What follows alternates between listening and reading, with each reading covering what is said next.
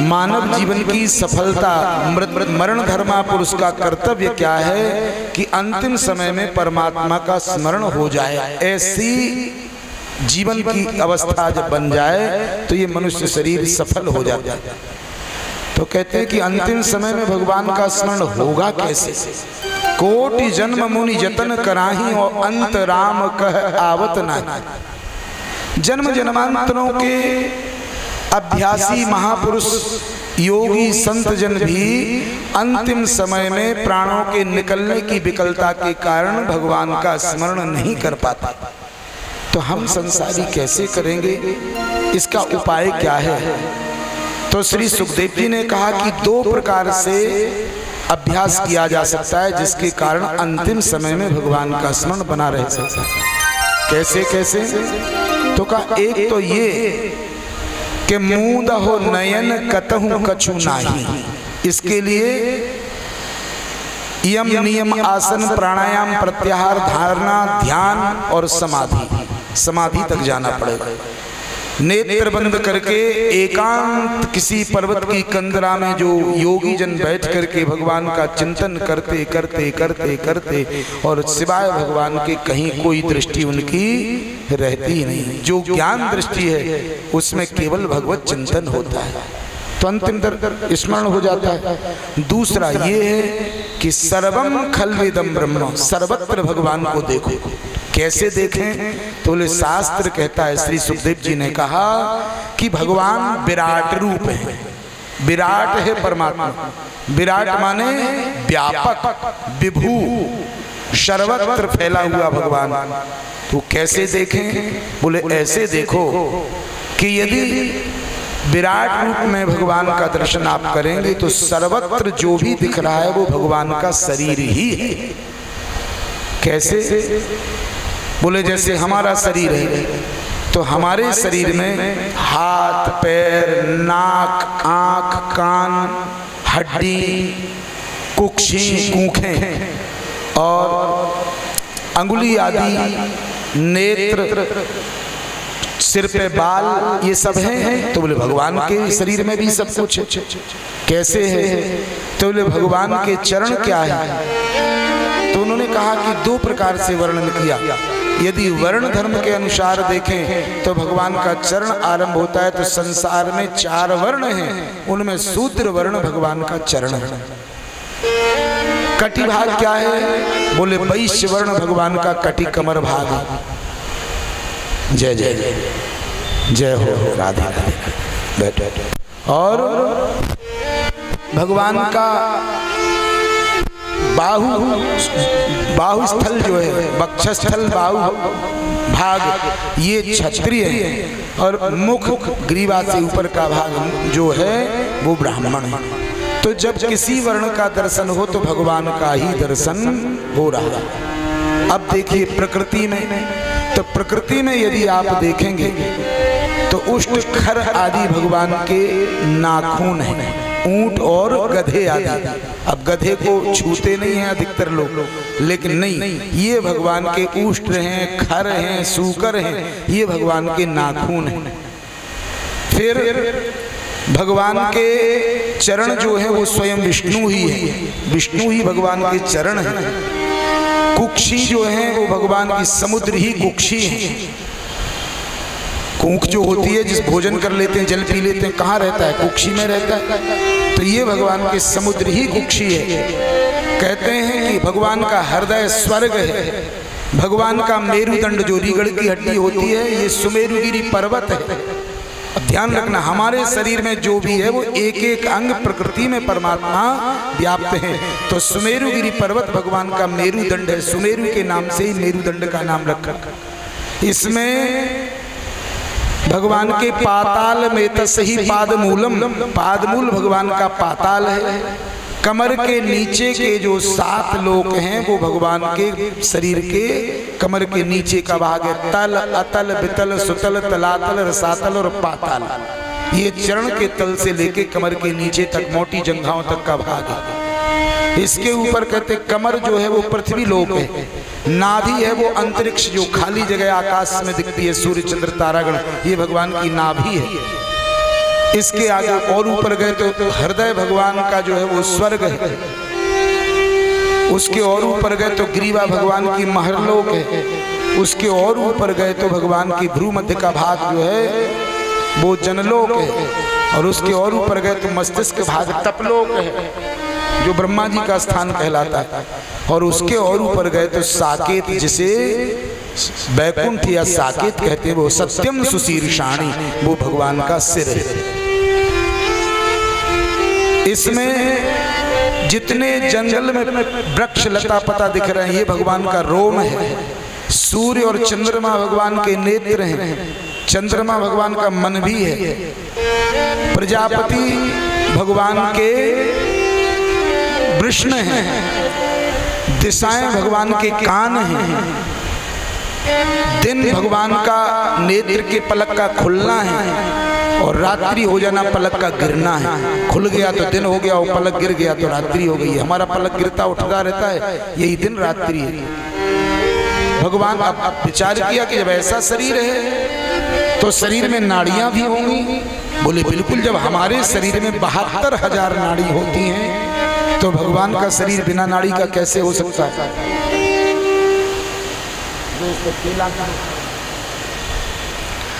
तो क्या बोले भगवान का जो शरीर है उसमें नाड़ी भी है। नाड़ी कहाँ से कैसे है? बोले हमारे शरीर में 72,000 नाड़ी होती हैं, उनमें 3 नाड़ी प्रधान होती हैं। उन 3 नाड़ियों का नाम है इडविडा, पिंगला और सुषुम्ना। सुषुम्ना, इडविडा और पिंगला, ये 3 नाड़ी हमारे शरीर में मुख्य नाड़ी हैं। तो भगवान के शरीर में भी हजारों नाड़ियां हैं, लेकिन उनमें मुख्य 3 नाड़ी ही हैं। कौन कौन? गंगा, यमुना और सरस्वती नाम से 3 नदियां जो बह रही हैं, ये भगवान की मुख्य नाड़ी है। कहते हमारे शरीर में अस्थियां हैं, हड्डियां हैं। भगवान के शरीर में भी अस्थियां, हड्डियां हैं? बोले हाँ। क्या जितने पहाड़ पर्वत हैं, सुमेरुगिरी भगवान का मेरुदंड है। उसके अलावा धन्यो मेरुगिरि यदेक शिखरे, उसके अलावा मंदराचल है, हिमालय है, नीलकंठ पर्वत है, कामदगिरी पर्वत है। कितने पर्वत हैं ये भगवान के, सबके गोवर्धन, कामदगिरी, नीलकंठ और जितने भी पर्वत हैं ये भगवान के शरीर के सबके सब अस्थियां, हड्डियां हैं। तो अगर पर्वत दिखे तो हड्डी भगवान के शरीर की दिख रही, नदी दिखे तो नाड़ियां भगवान के शरीर की दिख रही, वृक्ष दिखे तो रोम भगवान के शरीर का दिख रहा है, बादल दिखे तो भगवान के बाल हैं, और सूर्य चंद्र दिखें तो ये नेत्र हैं, चंद्रमा भगवान का मन भी है। ऐसे करके प्रकृति में कोई भी वस्तु, ऊंट आदि दिखें, ये खच्चर आदि दिखें, गधे दिखें तो भगवान के नाखून हैं। ब्राह्मण दिखे तो मुख है, क्षत्रिय दिखे तो भुजाएं हैं, वैश्य दिखे तो उदर है, चरण शूद्र दिखे तो चरण है भगवान। तो परमात्मा का शरीर ही हम सब हैं। तो कोई किसी को भी देखे वो भगवान को ही देख रहा है। गोस्वामी जी ने इसी पूरे प्रसंग को एक चौपाई में लिखा, क्या? सिया राम मैं सब जग जानी, करऊं प्रणाम जोर जुग पानी। सिया राम मैं सब जग जानी, करऊं प्रणाम जोर जुग पानी। सिया राम मैं सब जग जानी, करऊं प्रणाम जोर जुग पानी। सिया राम मैं सब जग जानी, करऊं प्रणाम जोर जुग पानी। तो सिया राम, सीता के स्वरूप में सर्वत्र सब कुछ व्याप्त है, सब कुछ दिखाई दे रहा है। इस प्रकार से 2 मार्ग भगवत प्राप्ति के साधन में, अंतिम समय में अंते नारायण स्मृति, अंतिम समय में ये 2 में से कोई एक मार्ग अपना ले तो योगियों का मार्ग तो बड़ा कठिन है। वो तो करोड़ों लाखों करोड़ों लोगों में कभी कोई 1-2 बिरले लोग मिलेंगे कि ज्ञान मार्ग के माध्यम से योग समाधि के द्वारा भगवान तक पहुंचते हैं। लेकिन ये सरल है कि सब जगह हम भगवान को देखें, सब जो कुछ सर्वम खल्विदम ब्रह्म जो दिखाई दे रहा है सब भगवान का शरीर स्वरूप है। ऐसा भाव बन जाएगा तो अंतिम समय में भगवत स्मरण होगा। अब कहा कि भगवान कृपा करके कहिए क्या, इस संसार में कुछ लोग वैराग्य लेते हैं और वैराग्य लेने के बाद भी संसार गृहस्थियों के अधीन आसक्त हो जाते हैं। गृहस्थों के घरों में जाकर के अर्थ आदि की वस्त्रादि की चेष्टाएं करते हैं। तो ले नहीं, वैराग्य जो धर्म है, हमारे यहाँ 4 वर्ण और 4 आश्रम है। और अब आज के समय में महाराज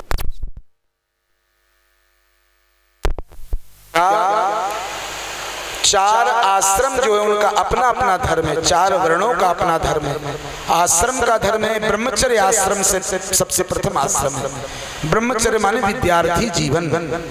विद्यार्थी जीवन में गुरुजनों की सन्निधि में रह करके, पहले गुरुकुल हुआ करते थे, अब कॉलेज आदि है, तो बच्चों को अच्छे कॉलेजों में, अच्छे स्कूलों में बाहर माता पिता छोड़ देते हैं और वो बालक अपने गुरुजनों के यहाँ जो है रह करके अध्ययन करते हैं। तो ब्रह्मचर्य का पालन करें, गुरु के सामने बिल्कुल तृणवत रहे, अपने बल ऐश्वर्य और धन आदि के वैभव का स्मरण वहां न करें, गुरु आज्ञा का ही पालन करें और सदैव अध्ययन में तत्पर रहे। काक चेष्टा बको ध्यानम स्वान निद्रा तथैव च, कौवे जैसी चेष्टा होनी चाहिए, इच्छा शक्ति। बगुले जैसा ध्यान, मछली को पकड़ने के लिए खड़ा है, एक पैर के बल खड़ा है, हिलता नहीं है, मछली को ये अनुभव ना हो कि ये चित्र है कि असली, और गम से मछली आई और पकड़ लेता है। ऐसे ही अपने अध्ययन के विषय को पकड़े। काक चेष्टा बको ध्यानम और स्वान निद्रा, कुत्ते जैसी नींद, कभी भी सो रहे जरा सी आहट मिली कि उठ के बैठे। ऐसे ही विद्यार्थी सो रहा है और कोई प्रश्न किया जाए तो तुरंत उठ के उसका उत्तर दे, विचार कर, विचार ही ऐसा हो। और अल्पाहारी, कम भोजन करे विद्यार्थी जीवन में, जिससे नींद कम आए, और गृह त्यागी, घर से बाहर रहे। ये विद्यार्थी के लक्षण है। बैरागी के लिए कहा है, बैराग्य जो ले ले और फिर बैराग्य लेकर के महाराज गृहस्थों से ज्यादा संपत्ति और धन को जोट ले तो उसमें आसक्ति होगी कि नहीं। अगर किसी वैरागी को 10-5 हजार रुपए मिल जाए तो उनमें आसक्ति होगी कि कोई उठा ना ले जाए, ना कैसे रखूं, कहाँ रखूं, ताला लगाऊं कैसे। तो बैराग लिया, लंगोटी ले ली, अब चाह गई, चिंता गई और मनुआ बेपरवाह। मन में कोई आसक्ति होनी ही नहीं चाहिए। वैराग्य का मतलब है कि अर्थ आसक्ति ना हो। और ये जरूरी नहीं है कि इतने मकान, इतने भवन, इतने ऐश्वर्य, इतना सब कुछ बन जाए तब आश्रम अच्छा लगेगा। अगर ये चेष्टा हो गई तो गृहस्थ गृहस्थी के नाम से बना रहा है, बेटा बेटी के नाम से, और बैरागी अगर बना रहा है तो इस नाम से भैया ये आश्रम है। अरे आश्रम का मतलब होता है घास फूस की पर्णकुटियां हैं, उनमें समय व्यतीत, बरसात में पर्वतों के शिखर पर मैदान में बैठ के जब करना, ठंडी में जल में गर्दन भर जल के अंदर खड़े होकर के तब करना, और गर्मियों में धूनी लगा करके धूनी के बीच में भरी दोपहरी जेठकी में तब करना। ये वैरागी के लिए शरीर में आसक्ति नहीं, धन में आसक्ति नहीं, जन में आसक्ति नहीं। वैरागी की आसक्ति केवल भजन में हो तब वैरागी है, वैरागी का कल्याण होगा। और अगर वही चेले यजमान वैराग्य में भी बन गए तो वो आसक्ति, अरे ये चेला, ये यजमान असंतुष्ट ना हो जाए, नहीं तो कल आएगा नहीं, दक्षिणा नहीं देगा, दान नहीं देगा, काय का वैराग्य। फिर वानप्रस्थी, ब्रह्मचर्य के बाद वानप्रस्थी आश्रम होता है। वानप्रस्थ का तात्पर्य है गृहस्थ, ब्रह्मचारी के बाद गृहस्थी में प्रवेश करे तो गृहस्थ का धर्म है कि वह नित्य प्रति बलि वैश्वदेव आदि करे, पंच होम करे अग्नि में। अब आजकल तो महाराज अग्नि ही घर में नहीं रह गई, गैस रह गई है, तो गैस पे तो होम किया नहीं जा सकता। फिर भी कुछ लोग आज भी विचार करते हैं और कंडी लगा करके अग्नि में उस पे आज भी होम करते हैं। अगर मान लीजिए ये व्यवस्था नहीं भी है तो आप पहली रोटी निकाल के गऊ को गृहस्थ रखे। जिस घर में नित्य प्रति पहली रोटी गाय को निकाली जाती है तो देवता और पितर दोनों को भोजन को करा रहा है, क्योंकि गऊ के वास में, गऊ के शरीर में संपूर्ण देवता और पितर वास करते हैं। जिसे पितृदोष हो वो अमावस्या के दिन गऊ को भरपेट भोजन कराए। अगर हरी घास हो तो हरी घास से, घास न हो तो भूसा लेके सानी बना करके और इतना भोजन उसके सामने रखे कि गऊ इसमें तृप्त हो जाएगी, तो उसके पितृदोष से उसे मुक्ति मिल जाती। अमावस एक दिन करने से, और प्रत्येक दिन पहली रोटी गाय के लिए निकाली जाती है। कई समस्याओं का समाधान हो जाएगा। तो गाय को प्रथम रोटी निकाले हो। जिसके घर में गऊ पली हो तो नित्य प्रति अपने देवता पितरों की सेवा कर रहा है। प्रेम से बोलो राधे राधे। तो ये ध्यान रखना चाहिए, गृहस्थ का धर्म है कि पहली रोटी गाय को निकाले और अंतिम रोटी जो परथन में बचे, परथन के आटे को इकट्ठा करके लौट को उसमें नहीं डालना चाहिए। जिस आटे को छान के भोजन बनाते, सकरा आटा उसमें डालते हो, दूसरे दिन कोई अतिथि आया भोजन कराना, वो भगवान को भोग लगाना, तो उसके योग्य नहीं रहता। अंतिम समय में जो परथन का आटा बचता है उसकी रोटी बना करके कुत्ते को दे, स्वान बलि कहते हैं हमारे यहाँ। तो इस प्रकार से 2 रोटी नित्य प्रति अपने भोजन के ग्रास में से निकालें। और यदि भोजन के समय कोई भी अतिथि आ जाए, अतिथि का मतलब होता है जिसकी तिथि ज्ञात नहीं है, कोई भी अनजान या जाना माना व्यक्ति, भोजन को हम बैठ रहे हैं, भोजन का समय है, उस समय अगर कोई आ जाए तो उसे भगवान के समान अतिथि देवो भव, देवता के समान मान करके उसे भी भोजन करावे तो बहुत पुण्य उसको मिलता है। ये गृहस्थी के धर्म है। गृहस्थ के यहाँ से भोजन के समय कोई विमुख नहीं जाना चाहिए। ऐसे गृहस्थ के भंडार में कभी कमी नहीं आती, निरंतर उसके यहाँ अनुकूलता, सुख, शांति, समृद्धि और संतान की वृद्धि होती है। बैरागी वानप्रस्थी के धर्म मैंने आपको बताई थी। आगे सन्यास, जो सन्यासी हो जाए वो अयाचक होना चाहिए और निराग्नि होना चाहिए। न तो अग्नि जला करके भोजन पकावे और न किसी से याचना करे। तो बोले सन्यासी का धर्म है कि वो केवल जहाँ से भिक्षा का अधिकार है उन दरवाजों पे जाके गौ दोहन के समय के लिए खड़ा हो जाए। एक गाय के दूध को जितने समय में दोहन करते हैं उतने समय खड़ा रहे बिना मांगे, और जो मिल जाए उसको लेकर के जीवन यापन करे। नहीं तो सिलोन छिबरती, बाजार में किसान ने अन्न बेच दिया और क्रेता ने उसको खरीद लिया, उसके बाद में जो अन्न के दाने बिखर के नीचे गिर गए वो न तो विक्रेता के रहे न क्रेता के रहे, उसे सिलोंच, सिला कहते हैं। अथवा खेतों में अनाज काट लेने के बाद किसान जब वो बालियों को छोड़ दे, उनसे संबंध न रखे, वो बालियों को बीन करके लावे, उनसे भोजन करे। ऐसे बिना मांगे भोजन करे सन्यासी के लिए, क्योंकि वो तो स्वयं ब्रह्म स्वरूप है, साक्षात परमात्मा स्वरूप हमारे यहाँ सन्यास आश्रम है। अयाचक, और कोई अगर सन्यासी गृहस्थ के दरवाजे पे कभी खड़ा दिखाई दे तो उसे अवश्य भोजन का दान करना चाहिए।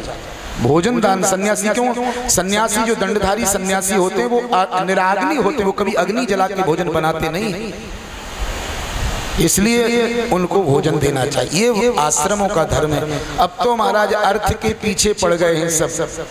अधिकतर सन्यासियों में गिने चुने महापुरुष मिलेंगे, नहीं तो वेशभूषा सन्यासियों का बनाया है। और अर्थ के लिए कहाँ से कंबल मिल रहा है, कहाँ से शॉल मिल रहा है, कहाँ से रुपया मिल रहा है, कहाँ से पात्र मिल रहा है, और संजोने के चक्कर में पड़े।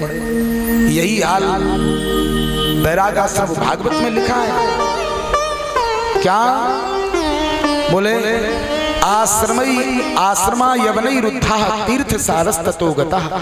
जो आश्रम है उन आश्रमों में यवनों जैसे आचरण वाले लोगों ने अधिकार जमा लिया, संपत्ति के संग्रह में लगे हैं, इसलिए आश्रमों का सार समाप्त हो गया, तीर्थों का सार समाप्त हो गया। ऐसे करके महाराज श्री सूत जी महाराज, सुखदेव जी महाराज राजा परीक्षित को कहते हैं कि परीक्षित, बैरागी का धर्म है कि यदि पृथ्वी है तो उसे बिस्तर की व्यवस्था की आवश्यकता नहीं है।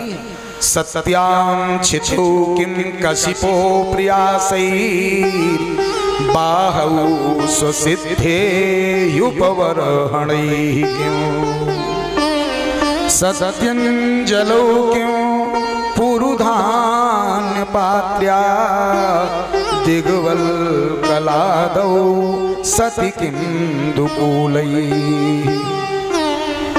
क्या सत्याम छितौ, यदि पृथ्वी है तो कशिपो प्रयास, फिर बिस्तर बेड आदि की क्या जरूरत। फिर कहा कि चलो बिस्तर नहीं तो तकिया तो चाहिए। बोले बाहु सुसिद्धे ह्युपवरहणै किम, अगर भुजा है तो जब दाएं लेटो तो दाएं हाथ की तकिया बना लो, बाईं करवट से लेटो तो बाएं हाथ का तकिया बना लो। क्या आवश्यकता तकिया रखने की, क्यों आसक्ति रखते हो। तका चलो ये तो काम चल जाएगा, लेकिन भोजन को तो पात्र की जरूरत पड़ेगी, थाली चाहिए, प्लेट चाहिए। बोले नहीं, सत्यांजलौ, परमात्मा ने दो हाथ करतल दिए हैं, इनको जोड़ करके अंजलि बना लो, इसी में आप भोजन ले लो, इसी में जल ले लो, जो चाहिए वो इसमें ले सकते हो। तो चलो अंजलि में भोजन ले लेंगे, एक हाथ पे रख लिया, दूसरे से पा लिया। लेकिन सत्यंजलौ किम पुरुधान्य पात्र्या का दिग्वल कलादौ, अब वस्त्र की जरूरत तो पड़ेगी। तो क्या वस्त्र की आवश्यकता क्यों समझते हो।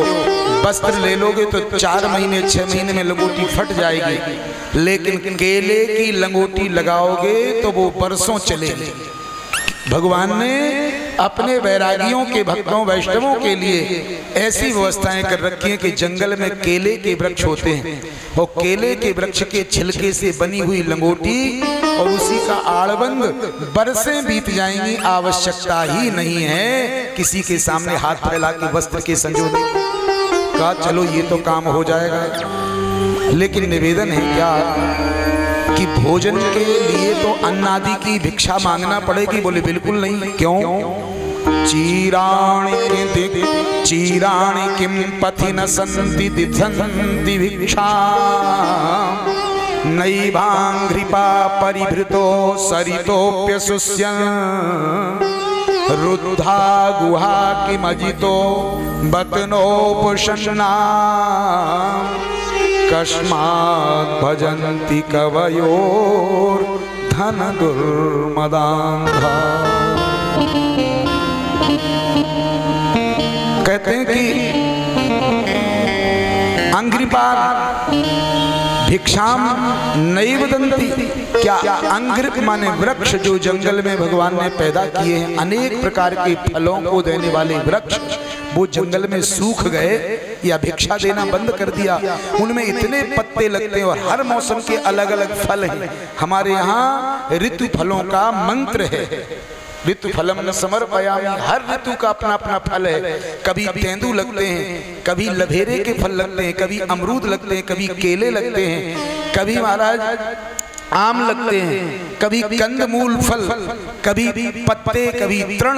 इन सब को खा करके वैरागी समय व्यतीत करे। इसी के लिए तो वैराग लिया, शाकाहारी रहे, शाक का भोजन करे, फलाहारी रहे, फल का भोजन करे, अन्नाहार का त्याग ही कर दे। क्यों मांगना। हमारे परम पूज्य श्री राम लखनदास जी महाराज फल ही लेते थे, शरीर को सुखा करके उन्होंने गिरिराज जी वाले महाराज जी जिन्होंने देह का त्याग कर दिया, वैकुंठवासी हो गए, वो तो महाराज जी केवल फल ही लेते थे, जर्जर शरीर, और निरंतर उनके होठों से भगवान नाम संकीर्तन चलता रहता था। ऐसे सिद्ध संत जहां बैठ गए वहीं मंगल कर दिया। तो विचार करिए, ये वैष्णवों के लिए, साधुओं के लिए, त्यागियों के लिए चर्चा हो रही है कि जब जंगल में वृक्ष हैं तो इनके पत्ते और फल खाकर के समय को व्यतीत करें। क्या आवश्यकता है कि आप किसी के सामने हाथ फैलाते मांगने जाते हैं। का ठीक है, ये तो भोजन का काम वृक्षों के फल और पत्तों से चल जाएगा, लेकिन जल पीने के लिए तो मटके की जरूरत पड़ेगी। तो किसी प्रजापति के पास मटका मांगने तो जाना पड़ेगा। बोले कदापि नहीं, क्यों? बोले इसलिए कि सरितोप सुस्यन, जो जंगल से बड़ी बड़ी नदियां गंगा, यमुना, सरस्वती, बेत्रवती, कावेरी, कौशिकी, गंडकी, सिंधु, बड़ी बड़ी नदियां निकली हैं, क्या उनमें पानी नहीं रहा? जो तुम मटका तो खाली हो जाएगा, लेकिन ये जंगल से निकलने वाली नदियां कभी शांत होने वाली नहीं, कभी खाली होने वाली नहीं। इनके तट पे इसीलिए तो रहते हैं समीप में, जहां जैसे आप धूमेश्वर का दर्शन करने जाइए तो धूमेश्वर महादेव के बगल से सिंधु गंगा निकली है, सिंधु गंगा है, और सिंध के किनारे भगवान जो है धूमेश्वर प्रतिष्ठित हैं। और उस समय का मंदिर बना हुआ है, ऐसी कला से मंदिर बनाया है धूमेश्वर भगवान महादेव का कि जब भगवान सूर्य का उदय होता है तो शिवलिंग इतने अंदर है कि आप माता शीतला का पूरा मंदिर पार करके जाएंगे तब शिव जी अंदर होंगे। मंदिर में इतने अंदर शिव जी हैं। गर्भगृह, नंदी उसके बाहर बैठे हैं, माने जो बाहर का बरामदा है, और उससे पहले आप देखें, लेकिन सूर्य भगवान के उदय होने पर किरणें शिवलिंग पर अंदर पड़ती हैं। बगल में गंगा, सिंधु गंगा बह रही है, और वहां रहने के लिए प्राकृतिक ऐसी स्थिति है।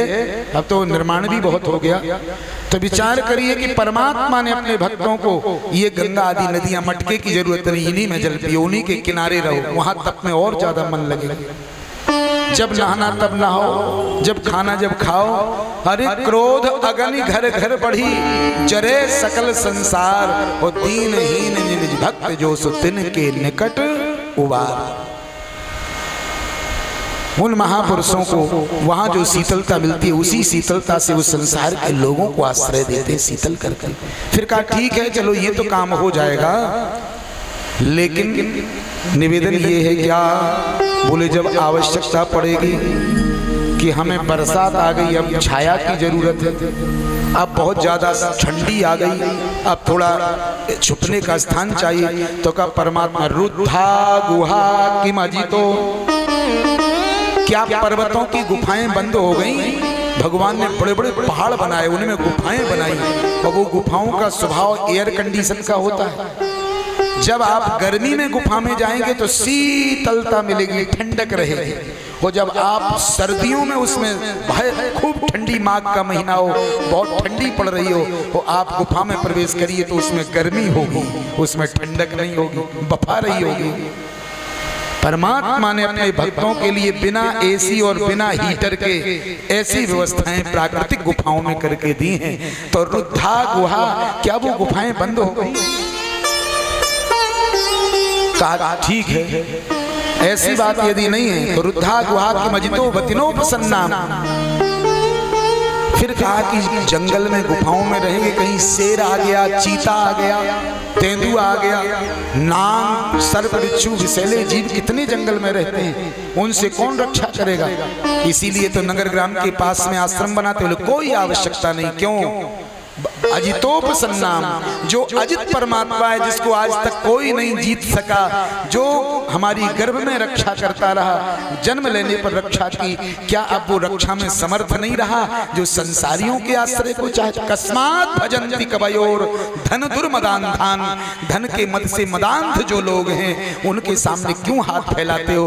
वो परमात्मा जो सबकी रक्षा करता है, वो हमारी रक्षा में क्या अब समर्थ नहीं रहा? इसलिए ध्यान रखिएगा, क्या सबका रक्षक परमात्मा हमारी भी रक्षा सर्वत्र सर्व कालों में करता है। भरोसा है मुझे तेरा, तू ही मेरा सहायक है। भरोसा है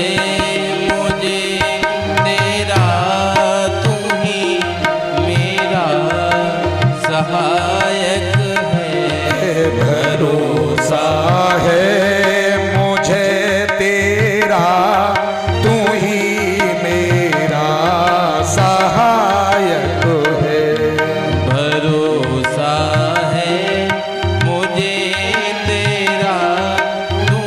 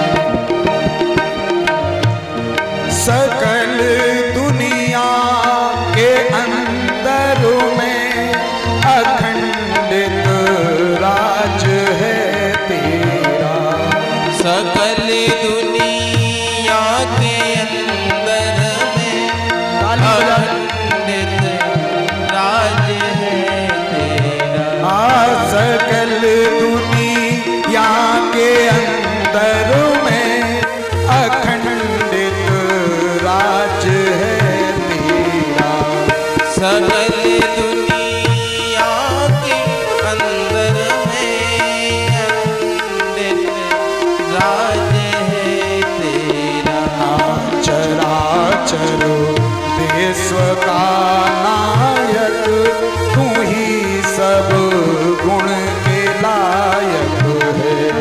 चराचर विश्व के मालिक तू ही सब गुण के लायक है।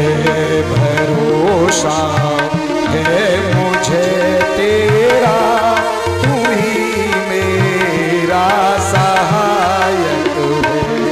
भरोसा है मुझे तेरा तू ही मेरा सहायक। ताली सेवा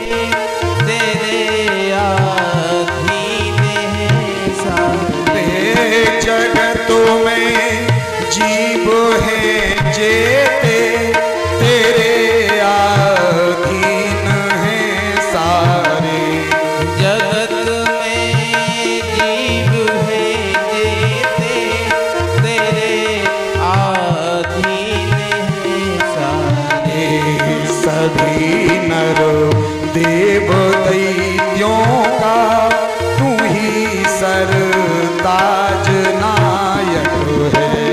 सभी नर देव दैत्यन का तू ही सरताज नायक है।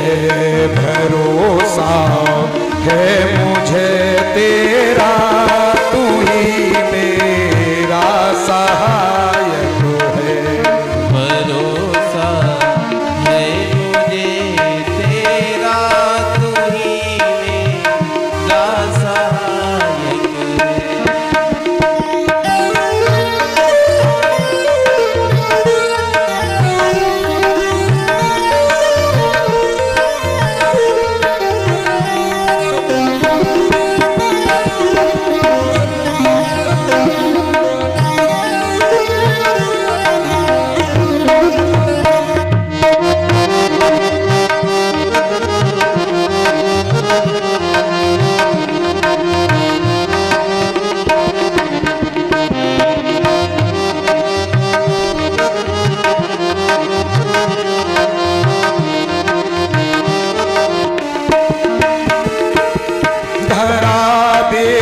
श्वास को दिलों में शरण में जो पड़े तेरी। हरे वे श्वास को दिल में शरण में जो पड़े तेरी। धरा दे श्वास को दिलों में शरण में जो पड़े तेरी। धरा विश्वास को दिल में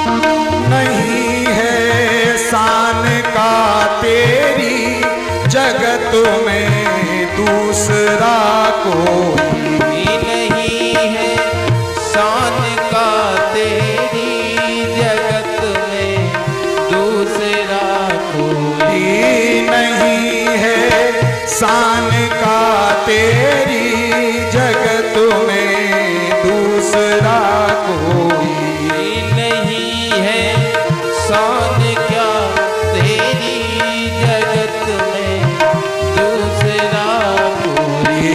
तू ब्रह्मा नंद दुनिया का तू ही कारण विधायक है। तो ब्रह्मा नंद दुनिया का तू ही कारण विधायक है भरोसा है मुझे तेरा तू ही मेरा सहायक है। भरोसा है मुझे तेरा तू ही मेरा सहायक है। भरोसा है मुझे तेरा तू ही मेरा सहायक है। भरोसा है मुझे तेरा तू ही मेरा सहायक है। तू ही मेरा सहायक है। तू ही मेरा सहायक है। इसीलिए श्री सुखदेव जी भगवान ने कहा कि हे परीक्षित तस्मात् सर्वात्मनः राजन हरि सर्वत्र सर्वदा और श्रोतव्यः कीर्तितव्यश्च स्मर्तव्यो भगवान नृणाम। इसीलिए हे राजन भगवान ही सर्वत्र है, भगवान ही सब कुछ है, भगवान ही सब जगह है, सब कालों में है। तस्मात् सर्वात्मनः राजन हरि सर्वत्र सर्वदा, सब जगह और सब कालों में। तो श्रोतव्यः उन्हीं को सुनो, कीर्तितव्यः उन्हीं का कीर्तन करो, स्मर्तव्यः उन्हीं का स्मरण करो और भगवान नरनाम यही जीव का धर्म है। कुछ भी क्रिया में संलग्न हो लेकिन भगवान को मत भूलो। इस प्रकार से ये अंतिम समय में भगवान का स्मरण हो पाएगा, ये विधि बतला दी। आगे राजा परीक्षित ने प्रश्न किया है, गुरुदेव परमात्मा ने सृष्टि को कैसे बनाया? तो जैसे ही सृष्टि संबंधी प्रश्न किया है तो श्री सुखदेव जी महाराज विचार करने लगे कि अभी तो ऐसा प्रश्न किया था कि जो भगवत चर्चा का कारण था, अब संसार के उद्भव का प्रश्न कर दिया तो संसार तो माया से बनता है और मायिक प्रपंच से ही चलता है।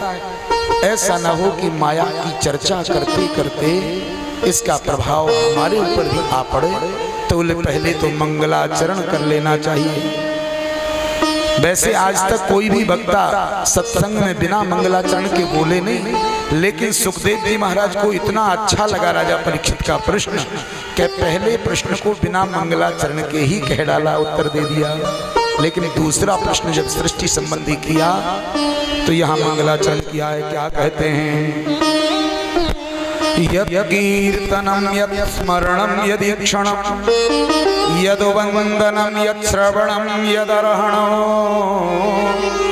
लोकस्य सद्यो विधनोति कल्मषो तस्मै सुभद्र श्रवसे नमो नमः। जिस परमात्मा का कीर्तन, जिन परमात्मा का स्मरण, जिन परमात्मा की कथा का श्रवण, लोकस जिन परमात्मा के अर्चन का प्रभाव, लोकस्य सद्यो विधनोति कल्मषम, संसार के सारे पाप कर्मों के कल्मष माने गंदगी को धो देता है, नष्ट कर देता है। तस्मै सुभद्र श्रवसे नमो नमः। ऐसे कल्याण स्वरूप भगवान को हम बारंबार प्रणाम करते हैं। आगे कहा कि संसार में कोई कितना बड़ा ज्ञानी हो जाए, कोई कितना बड़ा दानी हो जाए, कोई कितना बड़ा सत्कर्मी हो जाए, लेकिन जब तक अपने कर्मों को भगवान को नहीं सौंप देता तब तक उसका फल उसे प्राप्त नहीं होता। ऐसे प्रभु को हमारा बारंबार प्रणाम है, प्रणाम करते हैं और कहते हैं क्या? तपस्विनो ज्ञान परा यशस्विनो मनस्विनो मंत्रविदः सुमंगला।